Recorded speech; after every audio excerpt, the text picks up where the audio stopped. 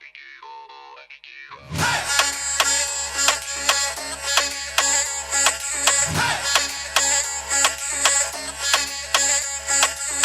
bugün azar verme, bugün ben gönlüme değme, gönlümü keyfime alırca men ya doğra.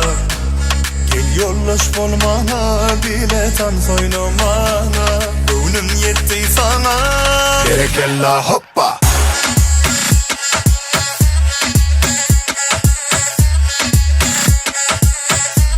Berekella hoppa.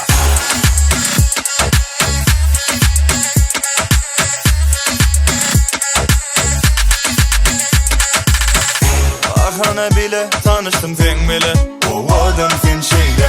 Gönlüme yaradın, men seni haladım, özüme bağladın beni, ey. Bu gece men üçünü koşup sen kat edişin, bu ödeme gelişin, ey. Canlaşıp görüşüp birik deli uğraşıp bana bugün azar verme, bugün ben gönlüme değmem, gönlümü keyfime alırca men ya doğra.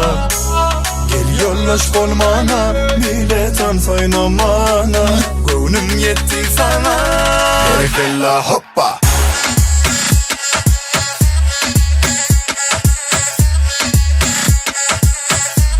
Berekella hoppa.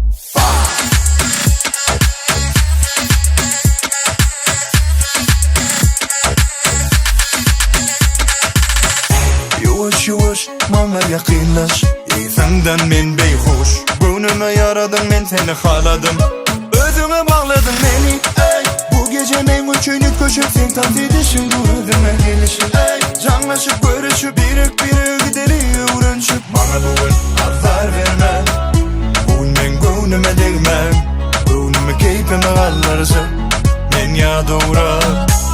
Gel yollaş bolmana, bilet an oynamana, gönlüm yetti sana. Berekella hoppa.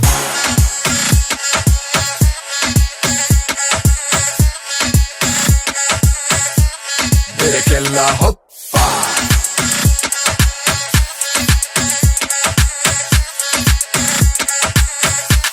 Berekella hoppa.